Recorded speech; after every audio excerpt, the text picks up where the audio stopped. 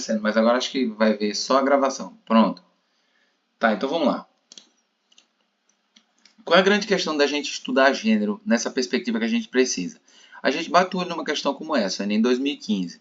A questão é relativamente curta. Aí o que é que eu ensinei vocês a fazerem? Quando ela for curta ou longa, ou tiver comparação entre dois textos, vai direto para o enunciado. Por quê?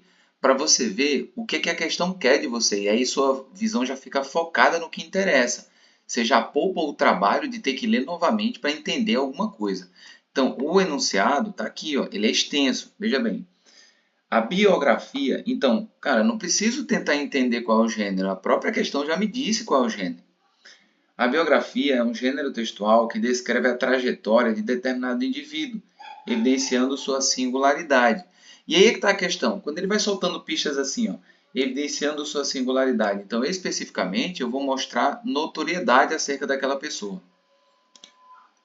No caso específico de uma biografia como a de João Antônio de Barros, um dos principais elementos que a constitui é. Aí é que está a questão. Eu sei que o enunciado desse item aqui, ele pede para eu perceber um dos principais elementos que constitui essa biografia, ou seja, o que está em evidência. Agora sim eu já vou para a leitura de uma maneira muito mais focada. Antes disso, uma outra dica para você se debruçar sobre a questão é você se concentrar nas referências que o texto dá. Está vendo que abaixo tem Evaristo, MC, o cordel em sala de aula. Então, dentro dessa perspectiva, trata-se de um cordelista. Então, eu já sei que é uma biografia de uma pessoa que trabalha com a lógica do cordel. Olha como eu já vou atalhando antes mesmo de entrar no texto. Entende? Esse caminho inverso aqui, ele ajuda você a entender como é que a questão vai se desenhar lá embaixo. Então, você já vai para a leitura do foco da questão, que é o texto, sabendo mais ou menos o que você vai encontrar. Agora, olha só. Gênero no discurso na escola, mito, conto, cordel, discurso político e divulgação científica. Então, nesse aspecto, se coloca o cordel. Então, o produtor de cordel está aqui em cima. Agora, vamos ver se isso se confirma na leitura da biografia de fato. Olha só. João Antônio de Barros, J. Barros, nasceu aos 24 de junho de 1935 em Glória de Goitá, Pernambuco. E aí isso já me traz uma coisa. Os principais cordelistas do Brasil vivem no Nordeste. Então, não foge à regra. Marceneiro, entalhador, xilógrafo. E interessante a gente ter essa perspectiva do xilógrafo, porque os cordéis, muitas vezes, eles são ilustrados com a xilogravura, né? Então, tem tudo a ver com a perspectiva de cordel. Só que antes ele é marceneiro e entalhador. Aí ele vem poeta repentista, que tem tudo a ver também com a lógica do cordel, e escritor de literatura de cordel. Então, ele não aborda só a perspectiva de escritor de literatura de cordel, ele tem outras funções aqui especificamente. Já publicou 33 folhetos e ainda tem vários inéditos. Residia em São Paulo desde 1973, então a mudança específica, ó, vivendo exclusivamente da venda de livretos de cordel e das cantigas de improviso. Agora percebam que mesmo tendo todas essas especificidades aqui, ó, marceneiro, entalhador, xilógrafo, poeta repentista, escritor de literatura de cordel, ele está em São Paulo vivendo exclusivamente da venda de livretos de cordel e das cantigas de improviso ao som da viola. Ou seja, é um repentista. Então ele está usando isso, só essa parte final, para ganhar a vida em São Paulo. Aí continuando, grande divulgador da poesia popular nordestina no Sul, tem dado frequentemente entrevistas à imprensa paulista sobre o assunto. Ou seja, ele ganhou notoriedade em São Paulo, especificamente utilizando suas habilidades na confecção de literatura de cordel, na arte de ser um poeta repentista e provavelmente na xilogravura para enfeitar os cordéis. Então, a biografia mostrou especificamente a trajetória dele. Aí vem a leitura do enunciado e pós-leitura do enunciado vem os itens. Agora, olha só. Um dos principais elementos que constitui a biografia, né? No caso específico de uma biografia, como a de João Antônio de Barros, um dos principais elementos que a constitui é a estilização dos eventos reais de sua vida, para que o relato biográfico surta os efeitos desejados. Na verdade, eu não tenho estilização na biografia, eu só tenho simplesmente o fornecimento das principais informações sobre aquela pessoa. Não há estilização. B. O relato de eventos de sua vida em perspectiva histórica que valorize seu percurso artístico. Aí eu já fico atento, porque é um relato. A biografia é um relato sobre os feitos, sobre a trajetória da pessoa, para que realmente o percurso daquela pessoa seja enaltecido. No caso aqui em questão, percurso artístico. A narração de eventos de sua vida que demonstre a qualidade de sua obra. Na verdade, eu não estou preocupado em demonstrar a qualidade da obra, porque se é uma biografia de uma pessoa, é porque ela ganhou notoriedade. Se ela ganhou notoriedade, é que a obra tem qualidade de fato. Então, não preciso fazer isso. Só preciso dizer quem é a pessoa. Por isso que eu necessitei fazer uma biografia. D. Uma retórica que enfatiza alguns eventos da vida exemplar de pessoas biografadas. Da pessoa biografada. Retórica é uma habilidade específica para convencimento. Uma biografia não precisa convencer ninguém. Uma biografia só precisa, de fato, retratar quem é a pessoa. Então, dentro dessa lógica, a gente já vê que algumas palavras vão eliminando a perspectiva de resposta. Aí, ó. No caso é a B, mas ela é uma exposição de eventos de sua vida que mescle objetividade e construção ficcional. Não. O poeta pode usar a ficção, mas quem faz uma biografia não faz ficção. Quem faz uma biografia tem que fazer ipsis literis ali, com fidedignidade, quem é a pessoa, a trajetória dela até ela chegar ali. Por isso que essa questão especificamente tem que ser a B, ó. É o relato de eventos de sua vida em perspectiva histórica que valorize seu percurso artístico. Aí sim, a gente tem que demonstrar por que aquela pessoa ganhou notoriedade. Esse é o viés da biografia. Se ela ganhou notoriedade, ela está recebendo uma biografia. É só por causa disso que a biografia existe. Então, especificamente, você valoriza o percurso do artista até chegar lá. Você vai perceber que ele teve mais de uma função, que ele se mudou de sua localidade para fazer sucesso em outro ambiente, ele se dedicou exclusivamente à arte da literatura de cordel, do repente e da xilogravura, porque são ações afins, né, a perspectiva que ele precisa. Então, nesse caso, a única coisa que elimina os outros itens, por exemplo, é na letra D, a questão da retórica, não há necessidade de convencer ninguém. A gente tem aqui a qualidade de sua obra, como eu falei antes, se ele vira um indivíduo para a biografia, é porque sabe-se que a obra dele tem qualidade, então não preciso mostrar a qualidade da obra, só preciso mostrar quem é a pessoa. E quando ele vem aqui embaixo falando que construção ficcional, a biografia nunca é ficcional. A biografia simplesmente é fidedigna àquele artista, àquela pessoa. Então só relata os fatos. Tá vendo? Mais uma questão de gênero textual que cumpre muito a finalidade de cobrar do aluno, cobrar do candidato, o conhecimento acerca do que é uma biografia. Se você sabe de fato para que serve uma biografia, você sabe que não é ficcional, não tem tentativa de convencimento, não tem essa perspectiva de demonstrar a qualidade de obra de ninguém, porque o cara já tem notoriedade. Eu só vou dar ao conhecimento público aquela perspectiva que se precisa, o fato histórico, de onde ele é, qual é a principal função dele, entende? É isso que faz, por exemplo, de um candidato que vai fazer o Enem, um candidato afiado para fazer determinado tipo de questão. Então você sabe, caramba, é gênero textual. Se é notícia, a lógica é informatividade. Informatividade sem convencimento, sem nada, é só informatividade. Se é uma crônica, é tratar de um fato do cotidiano, chamando a atenção do corretor. Pode ser narrativa ou argumentativa, e ela é muito subjetiva, uma crônica, é a visão de cada um particular sobre um fato do cotidiano. É uma reportagem? Caramba, se é uma reportagem, ela começa com os ditames da notícia, mas ela se expande no grau de informação. Porque reportagens têm mais informações do que notícia. Tem opinião de pessoas, tem dados informativos, tem pesquisas feitas. Essa é a diferença entre a reportagem e a notícia. Se é um artigo de opinião, você vê que é uma pessoa específica analisando, mostrando o ponto de vista sobre alguma coisa. Ele é mais argumentativo. Ele tem a perspectiva retórica, porque a pessoa quer convencer os outros. Isso é um artigo de opinião. Tá? Se é uma carta, por exemplo, há uma comunicação interpessoal, uma comunicação mais subjetiva entre duas pessoas. A carta pode ser formal ou informal, e ela tem alguns objetivos. O que é que o Enem vai fazer? Vai simplesmente sondar para ver se o candidato está fazendo ali a prova, ele sabe das características de cada gênero. Entende? Os gêneros mais cobrados são esses especificamente que eu falei aqui. O que é que você pode encontrar mais? Você pode encontrar lá um texto que faça, na verdade, uma exortação, um texto imperativo, né? Injuntivos que a gente chama. Tipo uma campanha do Ministério da Saúde, uma campanha do Ministério da Educação, e aí você vai ver verbos de imperativo.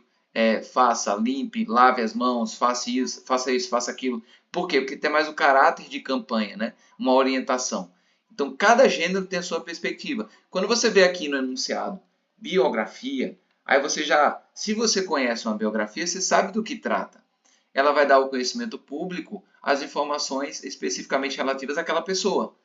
E aí, quando você olha o enunciado, você já vai para a leitura muito ciente do que deve ser feito. Essas são as questões sobre gêneros textuais. Então, dá para a gente se focar muito nessa habilidade de cada gênero. Aí eu mudo a perspectiva. Olha só, a questão 28, eu vou para o enunciado de novo. Os enunciados que compõem os textos encadeiam-se por meio de elementos linguísticos. Opa, eu já sei que não é mais gênero textual, eu já sei que é uma perspectiva de construção de ideias, construção de significado. Então, provavelmente é sobre conectivo. Aí, ó, elementos linguísticos que contribuem para construir diferentes relações de sentido. No trecho, em vielas sinuosas, portanto, estaríamos livres de assombrações malditas. O conector, portanto, estabelece a mesma relação semântica que ocorre em... Aí olha que coisa interessante. O Enem não vai dizer qual é a relação para o aluno. Ele não vai dizer relação de conclusão, relação de adição, relação de consequência. Ele não vai falar isso.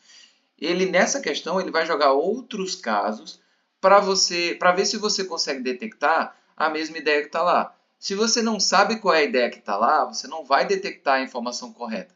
Se você sabe, você vai procurar aquela que tem a ver. Nós sabemos que o portanto, aqui nesse caso, entre vírgulas, está sendo utilizado com a perspectiva de conclusão. Quando eu falo em vielas sinuosas, portanto, estaremos livres de assombrações malditas. É uma conclusão. Então, quais são os outros elementos que traduzem a ideia de conclusão? Vamos ver a letra A. Vamos ver tudo de uma vez? Letra A. Talvez as favelas cariocas fossem lugares nobres e seguros. Talvez um precursor de dúvida, né? Acredita-se por lá, assim como em boa parte do Oriente. Você vê que o assim como traduz uma ideia de comparação. Eu estou comparando lá com boa parte do Oriente.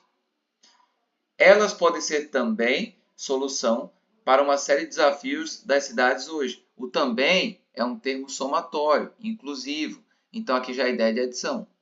Contanto que não sejam encaradas com um olhar pitoresco ou preconceituoso. Esse contanto que pode servir como condição, caso não sejam encarados. Então, provavelmente a outra, e a E mesmo, as favelas são, afinal, produto direto do urbanismo moderno. Eu posso trocar esse afinal pelo portanto. A favelas são, portanto, é uma conclusão, mediante o que foi falado antes. A favelas são, então, também é conclusão. Ou seja, esse tipo de questão ele não é tão complexo quanto parece. Por quê? Só vai se exigir do aluno, é claro, o conhecimento da conexão. É claro que se eu usar um conectivo pouco utilizado nas questões do Enem, os candidatos vão ter dúvida. Tipo, contanto sem o quê?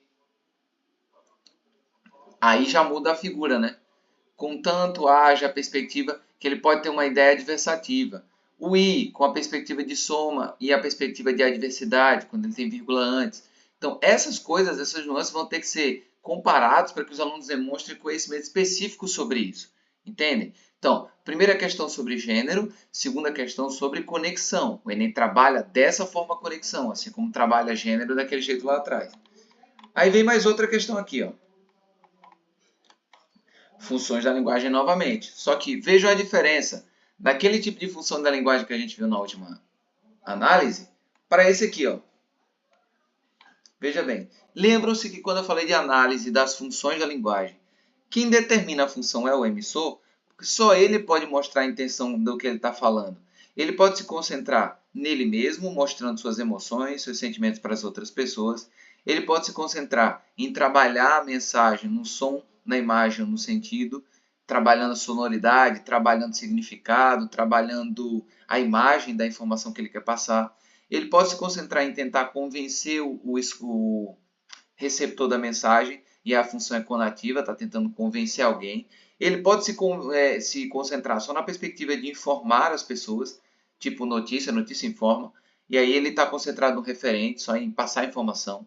Ele pode se concentrar em testar a comunicação, ele está centrado no canal, tipo, alô, tudo bem? Vocês estão entendendo? Estou sendo claro? Isso é só teste de comunicação. Ou ele pode se concentrar em explicar algum termo da mensagem que ele está passando. Quando ele pensa em explicar algum termo da mensagem que ele está explicando, que ele está passando, ele está usando a função metalinguística, ele está concentrado no código especificamente, explicar o código. Então, quem determina é o emissor. Então, olha o emissor desse texto. Ó. Veja bem. Vamos ler primeiro o enunciado, tá? Ó, o enunciado está mais abaixo. Olha o que é manual de etiqueta. Então, você já percebe o seguinte. Caramba, manual de etiqueta? Como assim?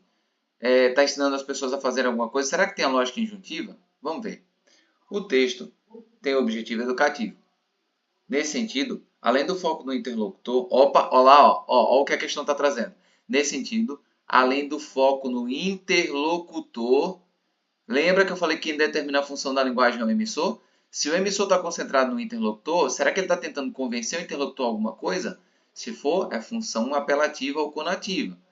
Que caracteriza a função conativa da linguagem, tá vendo lá? Ó? Predomina também nele a função referencial. Opa! Função referencial é quando o emissor está concentrado em informar. Que busca?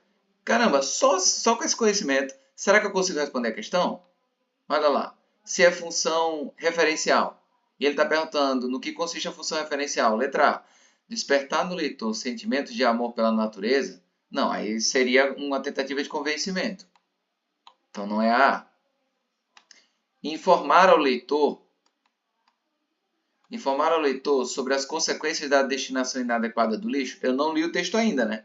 Mas se for isso, se for informar, vai ser a B. Orientando sobre como fazer o correto descarte de alguns dejetos. Transmitir uma mensagem de caráter subjetivo? Não. Aí seria poético. Mostrando exemplos de atitudes sustentáveis do autor do texto em relação ao planeta. Se fosse mensagem no caráter subjetivo, ele estaria fazendo uma função poética da linguagem, né? Concentrada na mensagem.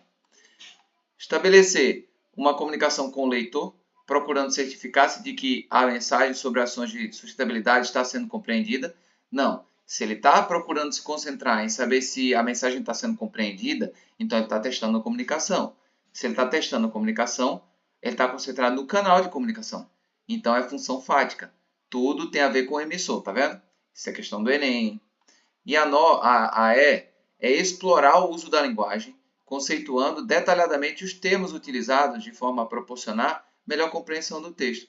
Toda vez que eu tento conceituar os termos, eu estou tentando explicar esses termos. Então, a função do emissor aí é explicar os termos do código que ele está usando, no caso da língua portuguesa. Então, é função metalinguística. A preocupação dele é tornar claras as informações, certo? Está vendo como cada item desse cobra um conceito?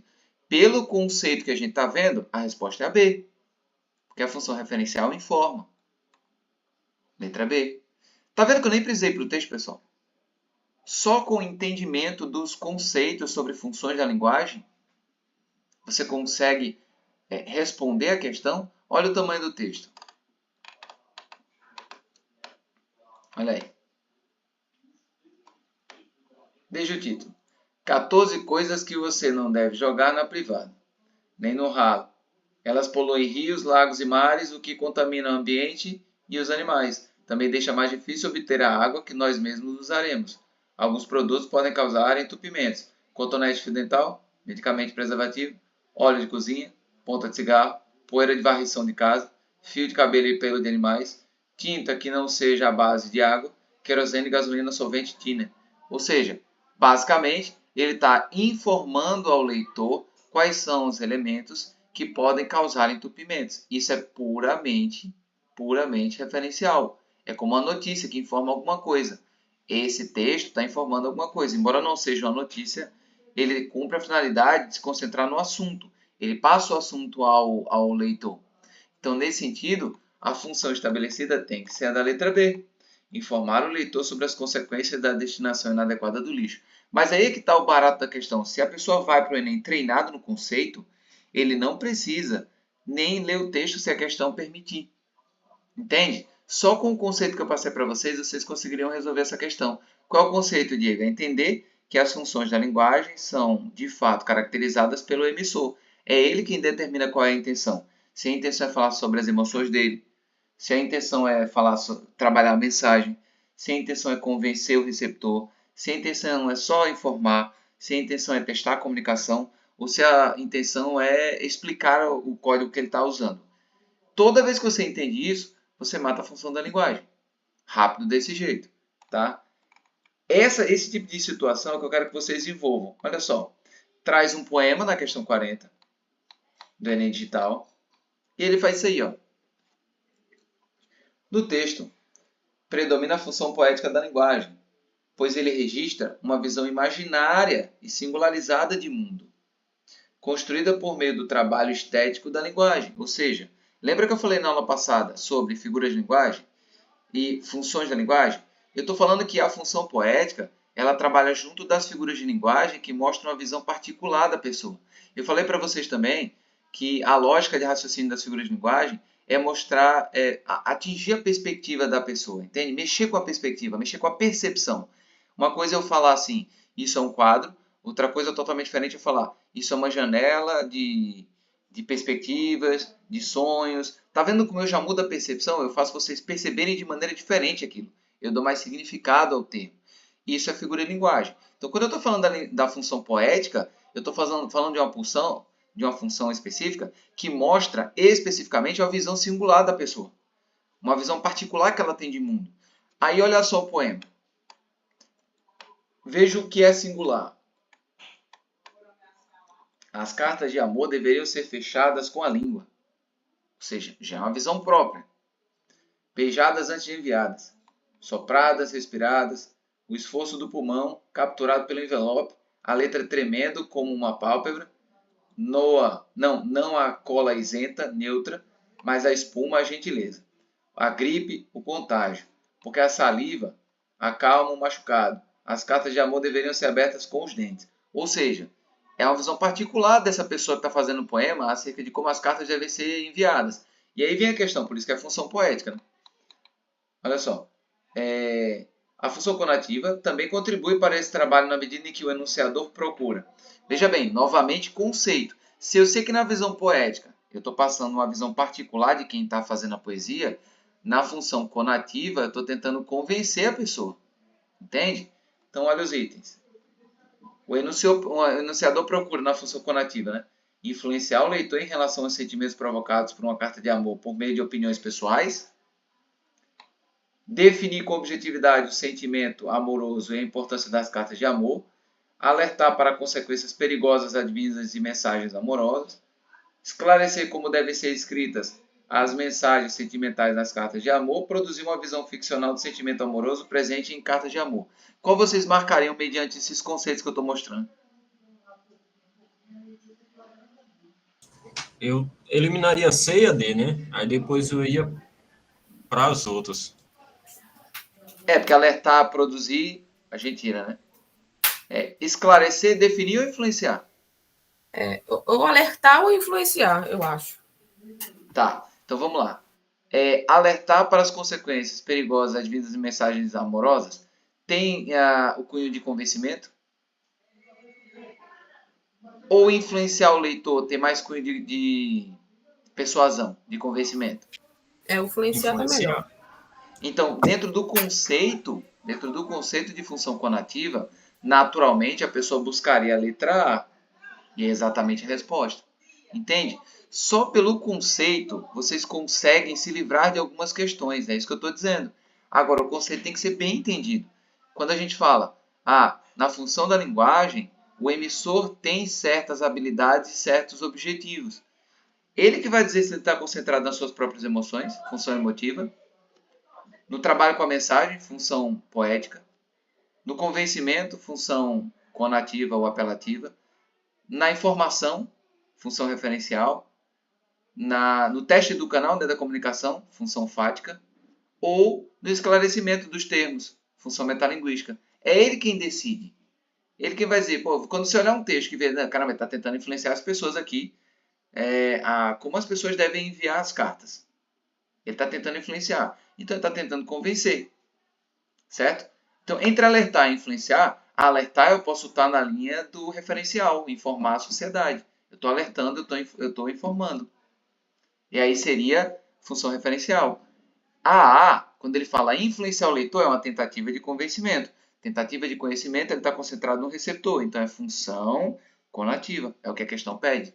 Entendem? A gente tem que focar nesse tipo de cenário para que a gente consiga resolver essas questões. Elas têm uma frequência muito grande no Enem, pessoal, e elas podem ser do nível fácil ao nível difícil, a depender de como esse cenário está sendo articulado na prova do Enem. Então, sempre quando forem ler figuras de linguagem, lembre-se de uma coisa. Cara, figura de linguagem é a função, ou é a visão particular de alguém. Quando o cara faz uma figura de linguagem, ele está tentando mexer com a percepção de quem está ouvindo, de quem está vendo. Como assim mexer com a percepção? Uma coisa é eu falar, isso é um quadro, outra coisa é eu falar, isso é uma janela de possibilidades, de sonho, de alguma coisa. É claro que eu sou mais expressivo no segundo e eu mostro a minha visão particular, entende? Subjetiva. Essa é a função da figura de linguagem. Quando eu falo de função da linguagem, eu estou falando na intenção do emissor. O que é que ele quer com aquela mensagem. Então, gravem isso. E com relação ao gênero textual, ele sempre tem um formato. Porque se é uma notícia, cumpre a função de informar, então tem um formato. Se é um artigo de opinião, cumpre a função de convencer, então tem um formato. Se é uma poesia, cumpre a função de trabalhar a mensagem, então também tem um formato. Entendem? Tudo isso está ligado, tanto o gênero, quanto a figura, quanto a função. E é isso que vocês devem entender. Caramba, Diego falou que a figura de linguagem serve para mexer com a percepção das pessoas. Como é que isso aqui mexe com a percepção? Faz uma associação de termos, tipo, João é uma tartaruga. Eu estou associando as características da tartaruga ao João. Se a associação, então, pode ser comparação, metáfora ou catacrese. É uma substituição. Quando a gente fala assim, né? Aquela da aula passada. Pus os vidros para te ver. Ou seja, eu não estou pondo os vidros, eu estou me referindo aos óculos. Só que eu estou me concentrando nas lentes. Então, é a parte pelo todo, eu estou fazendo substituição. Aí, na função, né? Eu olho para um texto e digo, caramba, quando o autor fez isso aqui, o que ele queria? Ele quer influenciar? Quer convencer? Quer persuadir? Função conativa.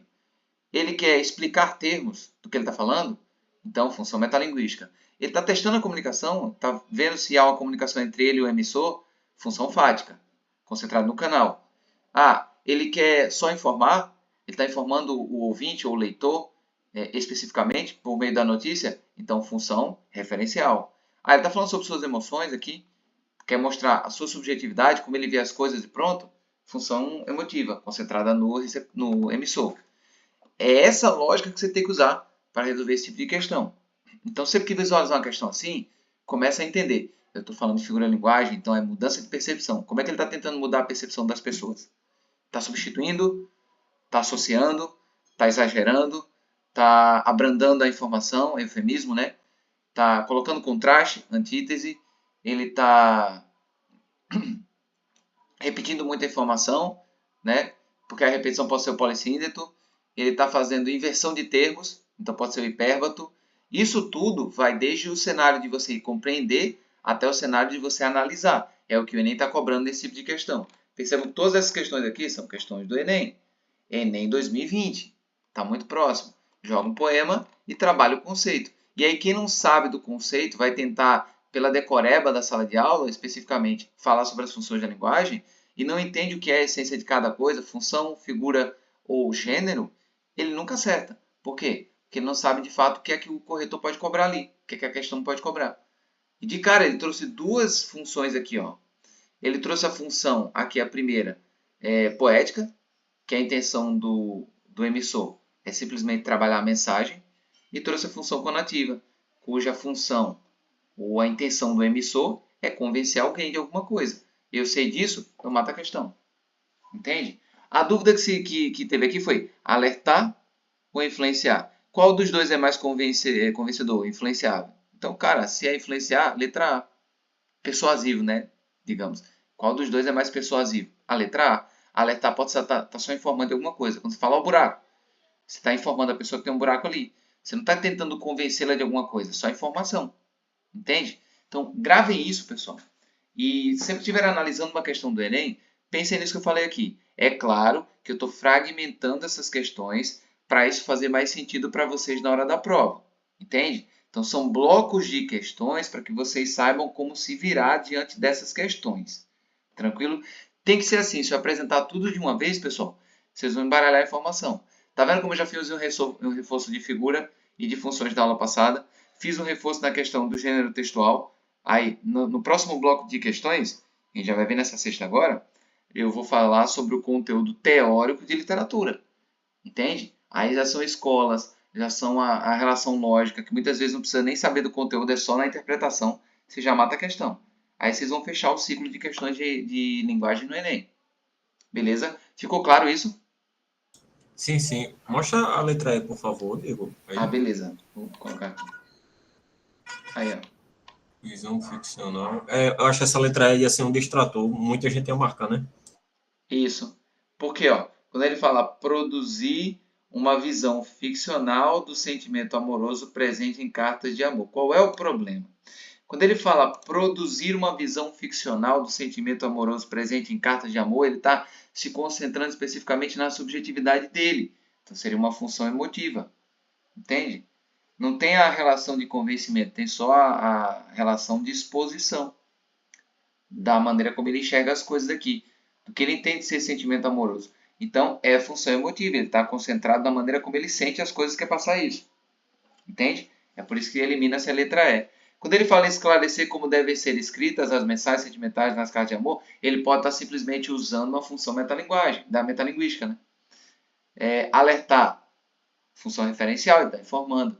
Definir com objetividade o sentimento amoroso e a importância das cartas de amor. Quando ele fala definir com objetividade, aí ele pode também estar fazendo a função metalinguística. Definição, explicar o que é.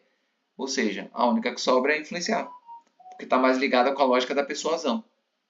Entende? Sempre analisem dessa forma. Diego me disse que figura da linguagem é mudar a percepção. Como é que ele está tentando mudar a percepção? Está exagerando. Hipérbole.